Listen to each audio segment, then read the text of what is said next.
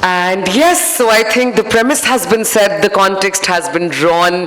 We have 2 exciting days ahead for all of you, like I said, of panel discussions. We have some masterclasses that I dare say have not been seen in India, and it is Dr. Neeru's special connections and relationships that have brought the best leaders and the best facilitators to this gathering, to this summit. We have a rally for women drivers presented by Mahindra tomorrow morning. Heck, I've also heard we have Zumba happening. So I need all of you to be bright and lively and make this gathering what it can collectively become with all of your presence, not just those of us who take the stage, but to take the stage. Now I would like to invite for a keynote address Richa Sharma from Capgemini, who are also our gold partners, gold sponsors for the event.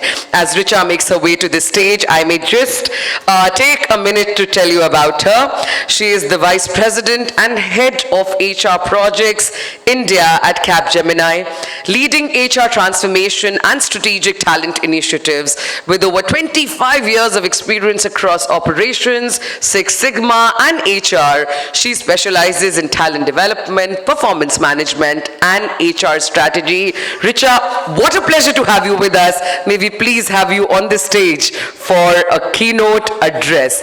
Please do put your hands together for Richa. Thank you very much. Sometimes I don't recognize my own introduction. When you say 25 years and when you look back, it doesn't feel like 25. That means you've been having fun. So on that note, I'll just quickly also say that because this is a forum which has very powerful leaders in the industry, it's very important for us to discuss what's ahead. A lot of times, we've talked about the journey we've made so far, and I think we will continue to sort of revel in the pride that we take in the journey that we've made so far. I'm, however, going to talk a little bit about the future, right? As they say, today no conference is truly a conference or a gathering of great minds unless you talk about AI, right? So keeping up that tradition, I just want to take a few minutes and talk about, what Capgemini is up to and what we are doing in line with the themes that we've talked about this morning in the context of the future, right? So very quickly, we all know that AI is changing the world at a very rapid pace. Essentially, we did a research, Capgemini Research Institute, and we found out that 60% of efficiency can be increased if humans and AI collaborate together. So what does that mean? That means that anything that you're doing today can go up approximately 60% if you combine it with the power of AI. So there's obviously no debate around what it can do for our business, what it can do for our processes and people. The other interesting statistics that we found out when we started doing our research on rise of agentic AI was that approximately 70% of organizations are in some fashion already utilizing the power of AI. They're either on a journey or they have identified the areas that they want to work on and they're already piloting stuff to do with AI. And this research also pointed out towards the kind of, I don't want to use the word anxiety because it's a little negative, but I do want to say that it leaves people with a question, what happens to me? What happens to my work, right? What happens to the quality of work, what I bring to the table? What will happen to these different jobs, etc.? And it's not a wrong thought to have, right? So we're dealing with the power of AI, which is going to take up business productivity tremendously. But on the other side, we are also dealing with sort of an emotional crisis of sorts, where people are a little worried about what happens to what they bring to the table. Now, in this context, I want to take a few minutes and talk about why human centricity matters more today than it did potentially any time in the past.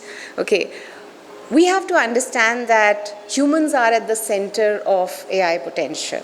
Humans are not on the sidelines.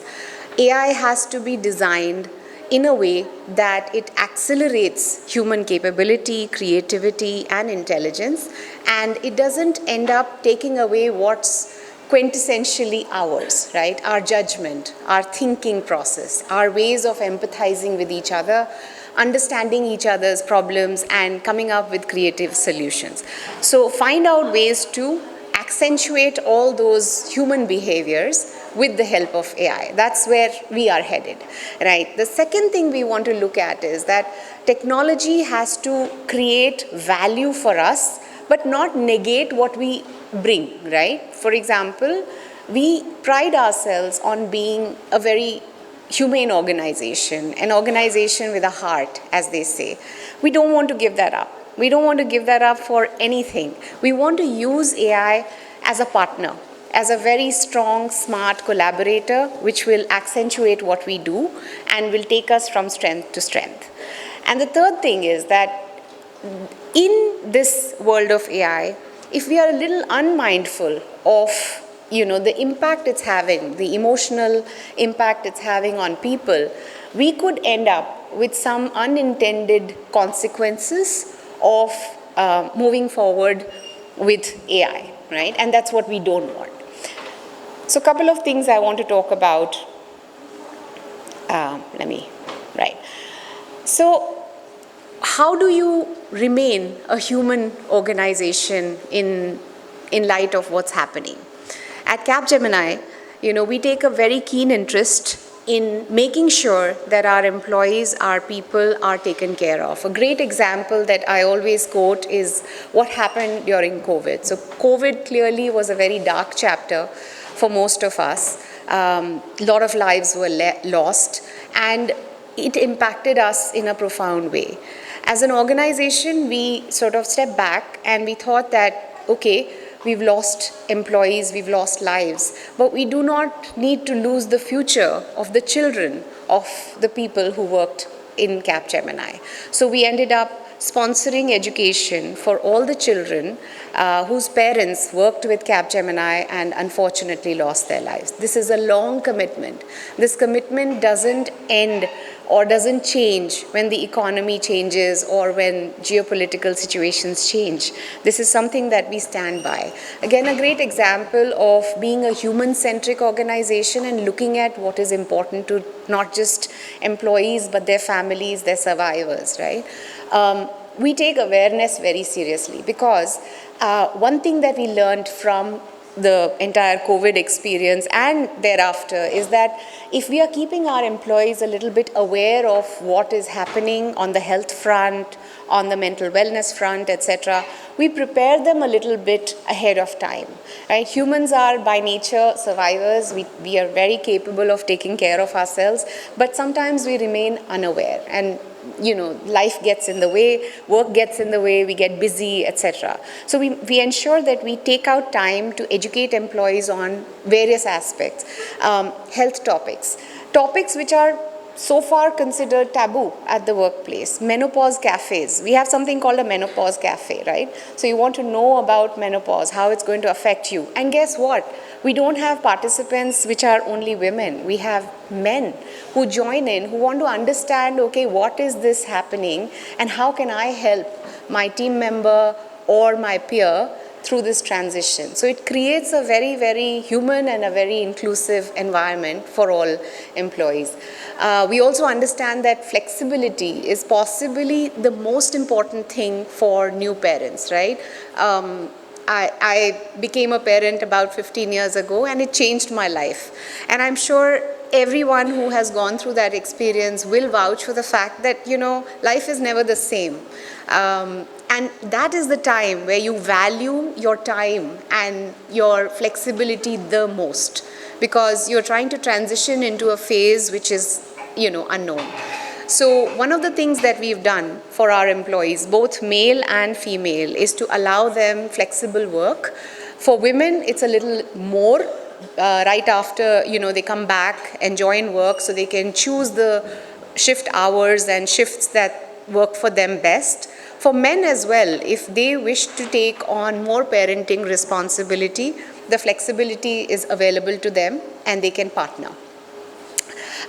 We have something called Tech for Positive Futures. Now, this is very close to my heart because here we're not working with people who already have a degree in hand and are ready for employment. We're working with, I want to say children, I want to say college goers, right? We are working with the future talent of the country and preparing them for a digital future, right? So this is part of our CSR endeavor, and thousands of people have benefited from it. There are people who are possibly the first engineers from their villages who have been able to make use of Tech for Positive Futures and give themselves and their families a very bright future, right? We have something called employee resource groups. It's not new. It's definitely not something that is only available in Capgemini. But the one thing I want to share with you is that our ERGs are very organic. They come together because our employees want to bring it together, not because there's a mandate or there is a, internal pressure around it, etc. Never. So we have employee resource groups which help each other. It is for people with disabilities, it is for veterans, it's for women in sales. Now, one would wonder, why do you have, an employee resource group for women in sales? But guess what? Sales doesn't have women by definition. Technology doesn't have so many women. So we need to ensure that women who are part of these functions, be it architects or sales, etc., they have a community to go back and draw energy from, right? They learn from those communities and they give back to those communities. So again, it creates an environment where you just feel very energetic and powered to do what's right for yourself as well as for the organization. One of the things that, and I've not always worked for Capgemini, I used to work for another organization for 23 years, but one of the things that really touched me was we don't do this as a lip service, right? So, for example, like I said, parenthood is important for all of us, right? And when women are coming back to work after maternity, it is possibly the most vulnerable times of their lives, right? Leaving a child, even if it's with your own mother or father or husband, it's like, tearing a little part of you and going to work. It's hard, right? We realize that. So one of the things, and obviously you can't take away that difficulty, but you can make it easier for them by providing 100% reimbursement of creche, right? This is where we stand. This is how far we will go as an organization to make you successful, to make you a little, less anxious about leaving the child in safe care, right? So these are little things I want to say which help us attract really the best talent in the industry. So I'm an HR person, so everything, forgive me, will come back to talent, right? That is the currency that I know best. But the reality is that to be able to attract and engage and retain talent for the future, we have to be able to think from a human paradigm, right? Rather than the paradigm that we often take, which is metrics like attrition and, the numbers and all of that. I also want to take a few minutes and talk to you about wellness practices. I talked about menopause cafe, etc. We look at wellness as a function by itself. Many organizations sort of have it as part of human resources or other teams. For us, it's a function by itself. We focus on goals that we set for ourselves at the beginning of the year and we follow through. So when it comes to physical wellness, of course, it's very popular now to have gyms and healthy food in cafeterias and things like that. So obviously, I'm not going to over-index on that. But some of the things that we do are, again, thought from a premise of what do employees really need. I think we are one of the few organizations which actually provides, therapies like hormone replacement therapy, for example, right? Gender reassignment surgery leaves and coverage under medical insurance. These are not things that typically your insurance packages would cover, right? Coverage for same-sex and live-in partners. Now, this is important because we are moving, as a culture, we are moving from spouse to live-in to possibly, same-sex partners, etc. And why shouldn't they be entitled to the same insurance that we are happy to provide to someone who's, in a different status? So this again goes back to the thinking of what's human and what's the right thing to do for the employee. When it comes to mental wellness, and again lessons from COVID, is that we have to have an employee assistance program, because many a times employees are unable to articulate what's really going on in their lives. It could be a financial problem, a personal issue, etc. They're not able to talk so much to their families or even friends. So what helps them is an access to somebody who's listening to them, who's able to provide them guidance and counseling and, therapy when needed, right? From a financial standpoint, I want to say we take great pride in making sure that our multi-generational workforce is fully ready to look at their financial commitments. Now, by that I mean that the financial education as well as the financial, I want to say the finesse that a 30-something has about, planning for the future, how am I spending my money, how much do I need to keep aside, etc., is a lot higher than a 20-something. And the priorities are again very different for a 40-year-old versus a 20-year-old. So we make sure that for different segments of our employee base, we take the effort to educate them, to empower them with options that they need in that particular stage. So if it's a 30 to 40 age bracket, they're looking at children's education, they're looking at maybe building a house, etc., and they need guidance and help in doing that. But if you're closer to retirement, you're looking at how do I make my future more secure? And there are options for employees to do that, to be able to make the best of whatever available avenues there are. The idea is to give people as many options and as many choices as we as an employer can, to make their lives a little more happy. Right?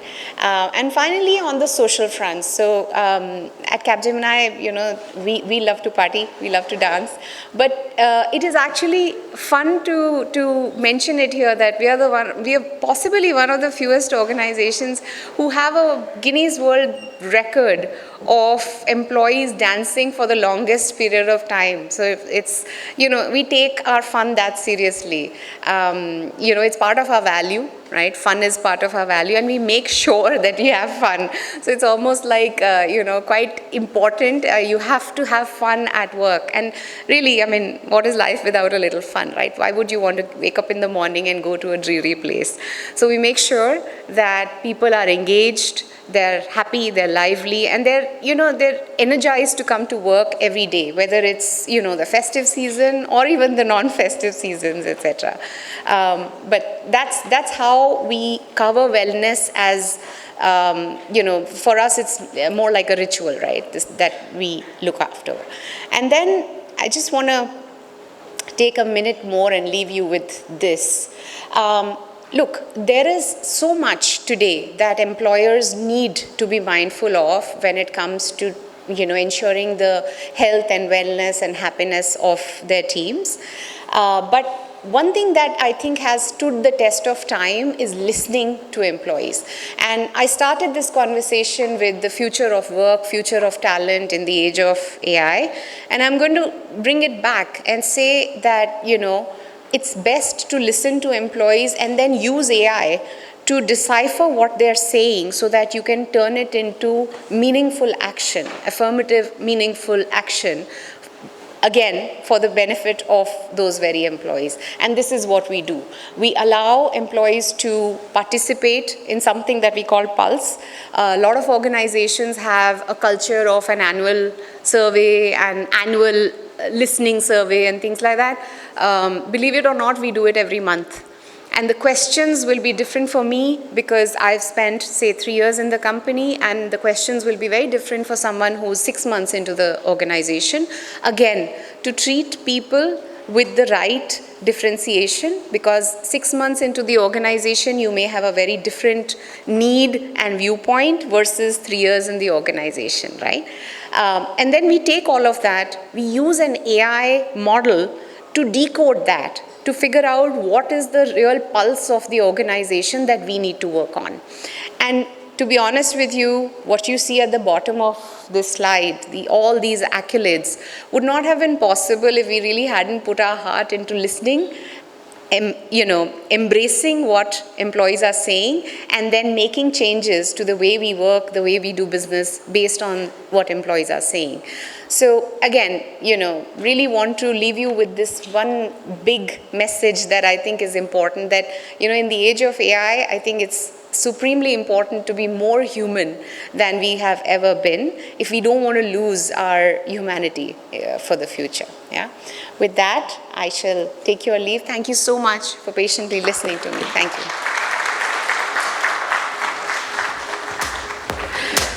Richa, may I request you to stay back on the stage with us. I invite on stage Dr. Rakshak to present a token of our gratitude to Richa. On behalf of this summit, please. I think we'll just put a picture and we can send it. Yes, and one round of applause for the way Richa introduced all of us to all the seriously fun things happening at Capgemini. Thank you. Thank you.